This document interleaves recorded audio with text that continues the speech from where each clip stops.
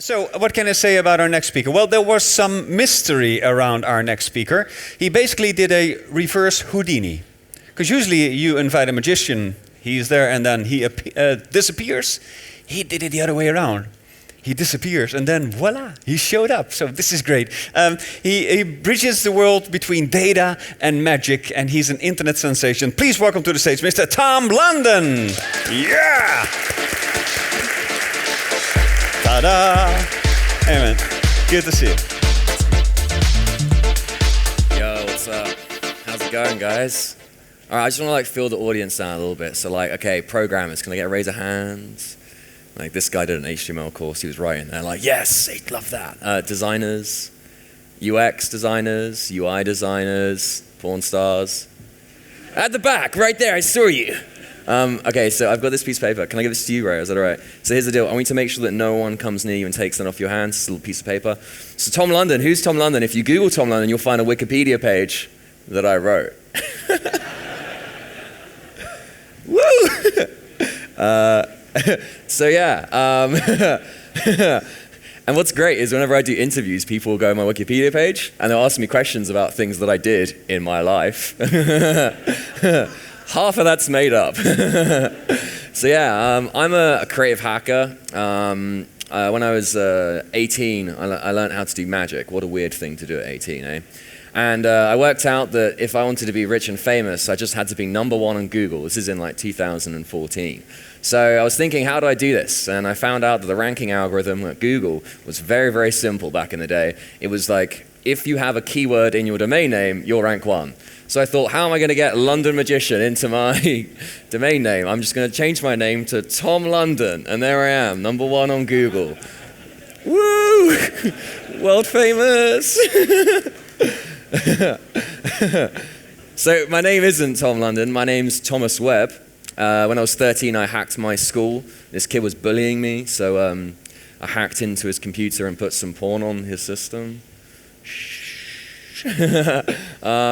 I was really into World of Warcraft. Everyone's scared now. Don't be scared. I'm not going to do anything bad. I'm a good guy. Really into World of Warcraft. Was big into that stuff.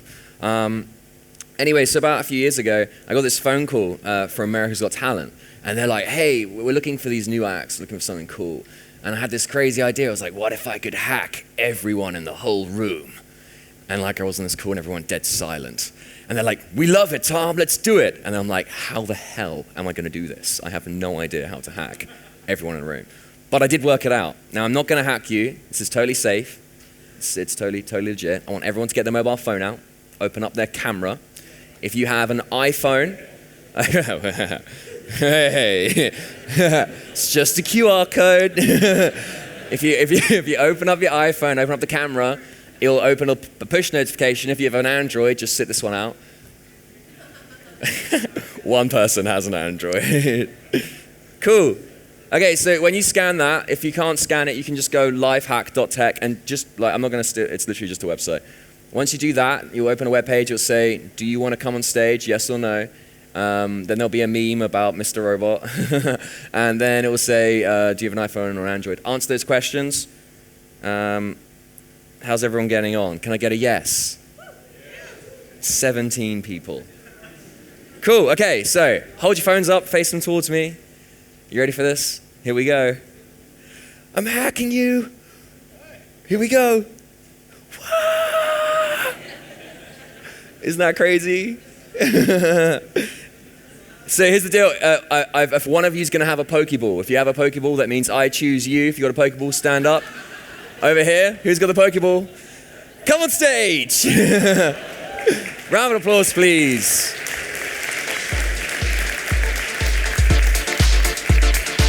And in the meantime, I've sent all of you to my Instagram page, hacked to you. Hey, how you doing? You can put your phone away. Yeah, I can. Oh, there's quite a few of you. Oh, that's cool. Okay, you can put that in your pocket. Can we just have one of you guys? Do you want to take your seats? Is that all right? I'm so sorry. Stephen, there's a bug. There's a bug. There are 3 people on stage. Hey, what's up? You can put that away. Here's what we do. Take that thing. Can everyone get their calculator out? Okay, so we're going to simulate a blockchain. Who knows about blockchain? Can I get a yes? Buzzword of 2018, right? So what we're going to do is a blockchain like that's just real basic. It's just authenticating like a transaction, but you have loads of people that do it. So what I thought we could do is we could authenticate a mathematical equation, and that would be our little blockchain. Buzzword. So everyone take out their calculator.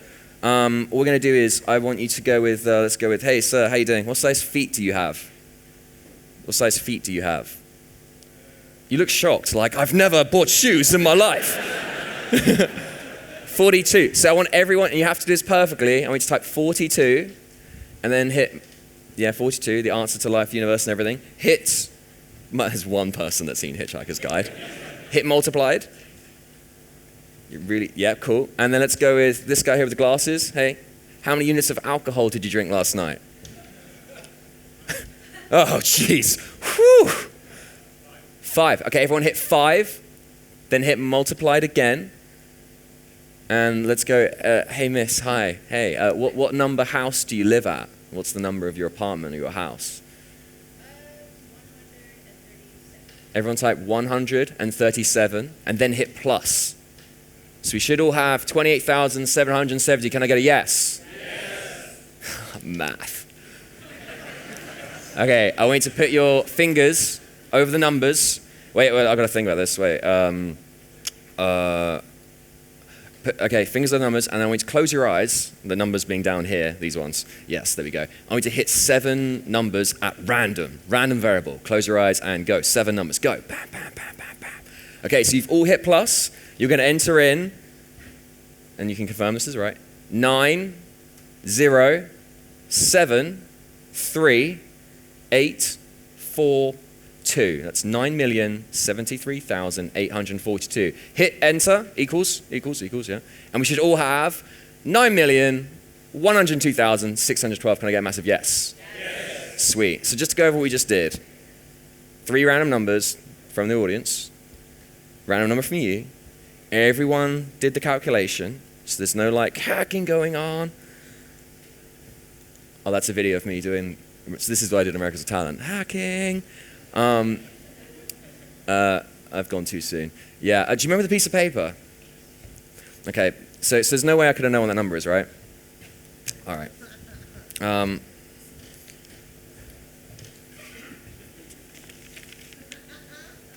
What is it?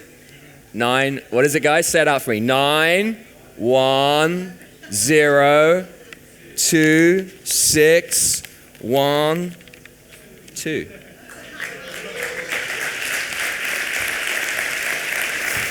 Take a seat, thank you. Everyone's like, how the hell did he do that? I'm going to tell you, it's your lucky day. Yeah, I got kicked out of the magic circle, so like, whatever. So, there it is, yeah, there's the number. So how did I do the hacking thing? Let's go with that. So I had this really crazy design challenge on my hands because I promised I could do something that I didn't know how to do. So how do you hack everyone? Originally I thought, what about Wi-Fi? You know, if I had a Wi-Fi network, I could use like a Pineapple, which is a device that would allow me to send a beacon out, and it could pop up one of those little captive pages on your phone, and then I can manipulate that page. But there's no Wi-Fi in the America's Got Talent auditorium. There's like 2,000 people in there. There's signals flying all over the place. I had to do it over 3G.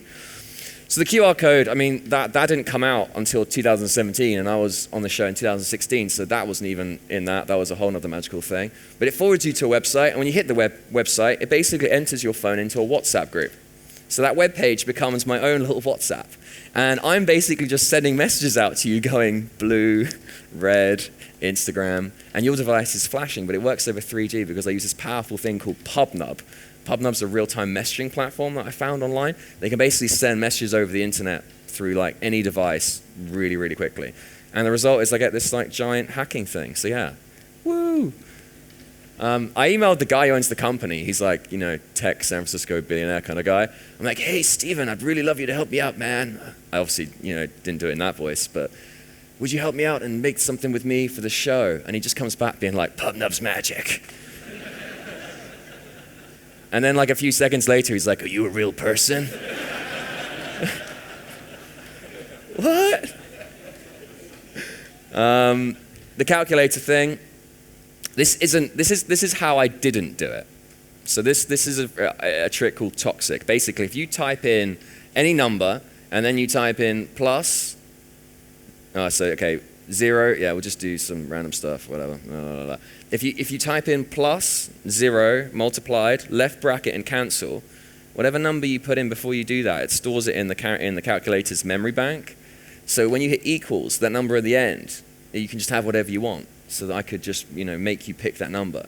But that's what I didn't do, because all of you use your calculators, so there was no forcing. Just to give you food for thought. And now I'm going to skip through my slides. Okay, cool. So yeah, basically, Arthur C. Clarke said any sufficiently advanced technology is indistinguishable from magic. I actually think any sufficiently advanced technology any sufficiently advanced magic is indistinguishable from technology as well. It goes two ways. So when you get home, I want you all to Google Jean-Robert Houdin and what he did in Algeria. And you read that, and it will blow your minds about how technology and magic kind of go hand in hand. Purely because with technology, the stuff that goes on behind the scenes is the most magical. And if you can communicate that through whatever you're doing, that's the bit where people are like, whoa, this is magic, opposed to the end product. So that's what I think. So anyway, the morning of this America's Got Talent thing, right, this audition, I've got to go on stage and do what I just did for you, which I have done 1,000 times, but on the day, I was very nervous. I walk into Apple and I see this. It's a life printer. And all I think is it's like a tiny little printer. And it'd be really cool because instead of having to get you to do that calculator thing, I could just have someone write it on a piece of paper. I could have this printer in my pocket. He could Bluetooth the number over to me, and it just print out of my pocket. And I'd be like, haha, I knew what you were thinking. Like an easy way out. But then I realized when I got it is that it's way better than that.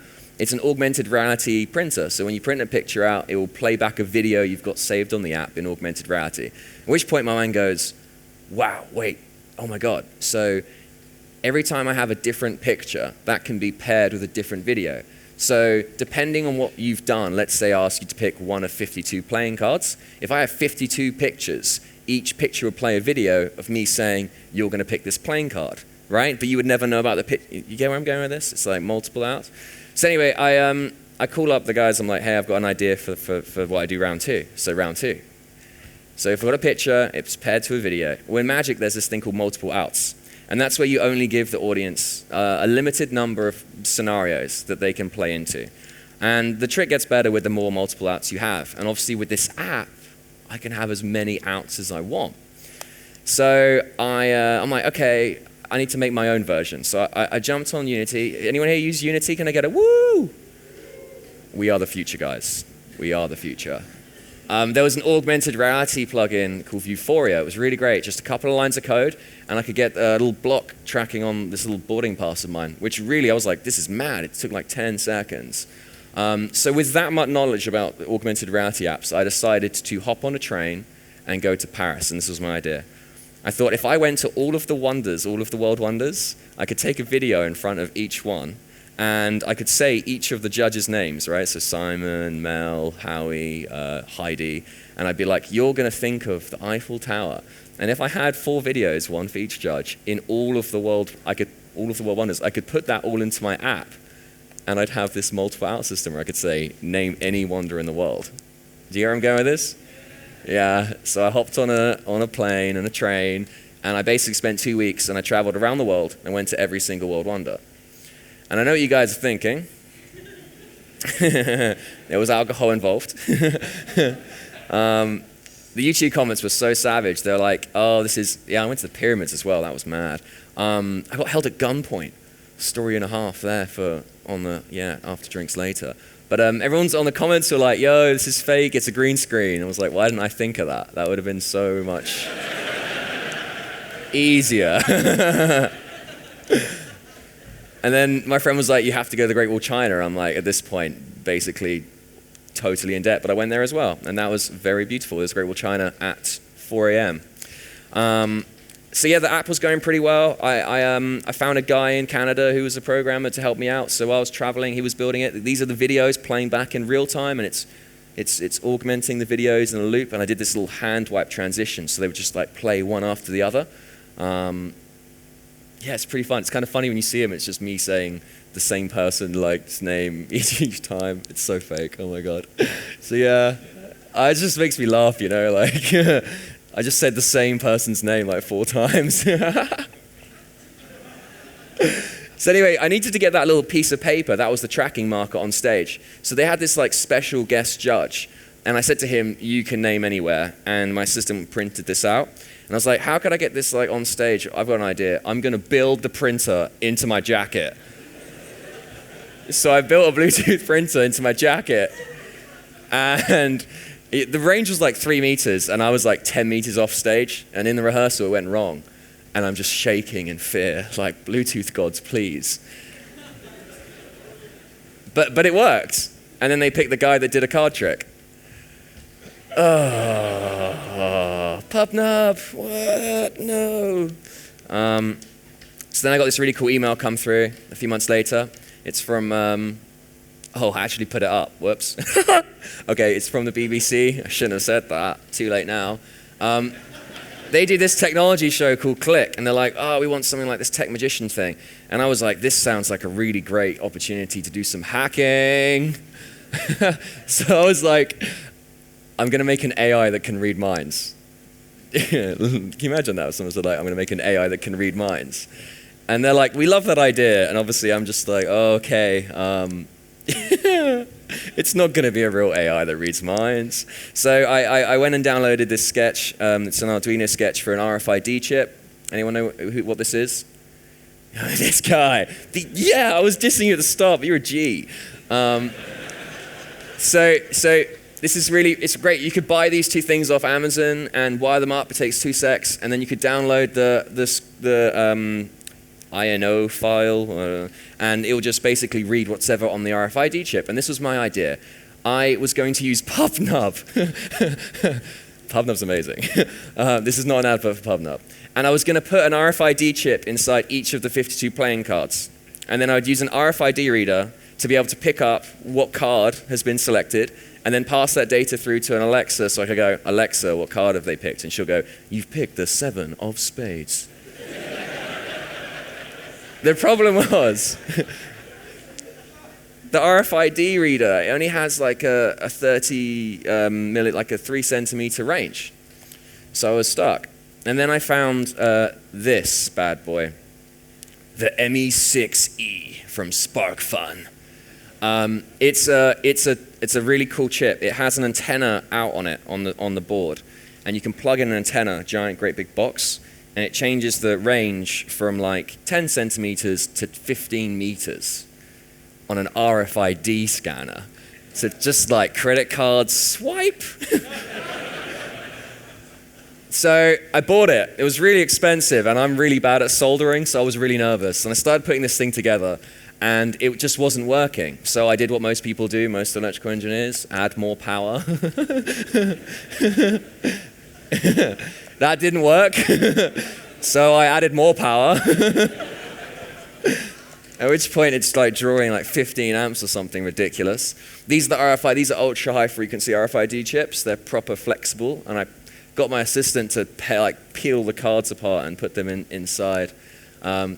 And this is the code. It's not even that much going on there. It's just reading the signal and sends it off through PubNub, and then when it hits the server's got like an array or like a list, an object filled with all of the RFID tags and the key pair matched value, which will be the playing card. And then I pass that data through to Amazon Alexa, and Alexa's skill thing's really straightforward. It just takes that text and just reads it out. It's mad. It's so mad. But I realized that wasn't theatrical enough. So I got this. This is uses OpenCV for motion tracking. So it's a robot. It's an Arduino robot. It's like, and it will track someone's face. And I was like, yeah, it's looking into your eyes, and it can work out what you're thinking. And then all of the electronics are in a little box that I just put down the side of the stage. This is a 3G modem. I've got a USB pack in there. It's all self-contained. So I actually just walked on and just put it down there. No one even noticed. And I was like, right, time to do some mind reading. Don't take it on a plane, though. Yeah. And then this came out on BBC News. Technology magician Tom Landon programs AI to read minds.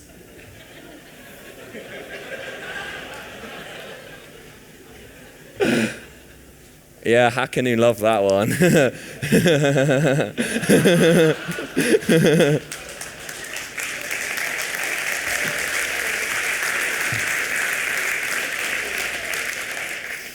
So then I had this crazy thing, right? I realized that whilst I loved magic, magic wasn't really the thing that I was in love with. It was technology. And creating magical moments was the thing that I loved. And I loved doing that with tech. And magic is very limiting because you have to always like have an ending, and there has to be this theatrical thing, and it's a story. And what I realized is that from looking online, there was things that I wanted to talk about, things I wanted to make, that I couldn't do through magic. So I tried it a few times, and I had some really bad shows where everyone's like, that was so deep and emotional, I'm really confused, and I'm like, oh God. So I quit a year ago, almost a year today. I quit completely, and I was like, I'm gonna be an artist. That sounds so funny, doesn't it? I'm gonna be an artist, I want to make art. I want to make art with code. So I built this. This is a clock. What it does, matrix of dots, you count the dots to work out the time. There's 2 different colors. So the red ones, if you have a look, there's 2, 4, 6, 8, 10, 12, 13. I did this video at 1 something, and then the dark ones, there's 2, 4, 6, 8, 10, 12, 14, 16, 18. So it's 119 when I made the video of this. What's cool is that when it changes, that pattern it's now creating when it adds an extra dot, this will never repeat itself for like 50 million years. So whilst you can all understand what time it is, it will never look the same. So I made this, and it got put on display somewhere, and I was like, oh, this is amazing, I'm really into this. And then I made this. So this is a mirror, a smart mirror that I built. And what I did is I got into the Twitter API, and I download all of the tweets in real time from Twitter. And then I use IBM sentiment analysis to find tweets from people who are tweeting about depression.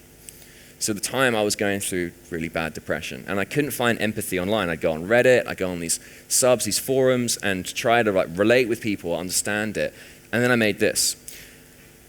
And that's when I realized this is really what I want to do for the rest of my life. Like this is so, being able to take data and viscerally like show it in a way that's really like powerful. But what's crazy is the second that someone hits the tweet button, their tweet immediately gets put in front of the mirror, and you get to see your reflection in this person's thoughts and feelings, the stranger, because I remove their profile picture, their name, where they're from. So like where you usually look on Twitter and you have all these judgments based on their profile pic, or like how their spelling is, or the hashtags they've used. Now you just get this clear, like bold message. Then I made this. It's one of the lightsabers they use for dueling in, and I basically hacked it so it would flash. It's called the ability to destroy a planet is insignificant next to the power of the Force, which is the quote from Star Wars episode, someone help me out, 4? No Star Wars fans in here? I'm absolutely shocked. So every time a hectare of forest is cut down, there's an organization that gathers this data, and they gave me an endpoint in real time, which is the rate, and then that flashes. And then I made this. This is the clock, except it's been sped up. It's been sped up to the speed at which you would perceive time passing if you were on a spaceship flying away at 99.99997% speed of light away from Earth. This is how much time would be passing on Earth. It's time dilation visualized. So every second in your spaceship would be like an hour or 2 on Earth. But it's doing all the mathematical calculations and all the random arrangements and stuff. And that's midnight, yeah. And then who bought Bitcoin? Bitcoin? One person. Satoshi Nakamoto's at the back, guys. We found him. I bought a load of Bitcoin and lost my encryption key. And yeah, that sucks. The encryption key is the thing you have that allows you to access your wallet. Without it, you can't access your wallet. It's simple enough. And Coinbase were like, you can get it back. We need some thing, like a passport and stuff. And I gave that to them, and I didn't get my money. So I made this. This is coins for speculation. What it does is it finds out the real-time price of Bitcoin right now, and then it goes back in time exactly 7 years, and it buys $100 worth of Bitcoin, which is how much money I put into Bitcoin. And then it tells you, if you were to sell those Bitcoins, let's say you could buy like 5 7 years ago, it will tell you how much money those Bitcoins are now worth. $132,355. And then I did the same thing for Facebook, Apple, Microsoft, Goldman Sachs, just as like a little thing. But this just keeps on going. And what's really cool is that depending on if the price in the past or the present is volatile, this price changes. And then I invented this. This is the digital infinity mirror, which is my artistic creation. It's a series of mirrors in front of a very, very powerful LED system with a computer. And it basically creates that. Yeah, mate. Isn't that wild? It's like something from Blade Runner. And then I started working with Valentina, and I've been doing art installations ever since, making things like this.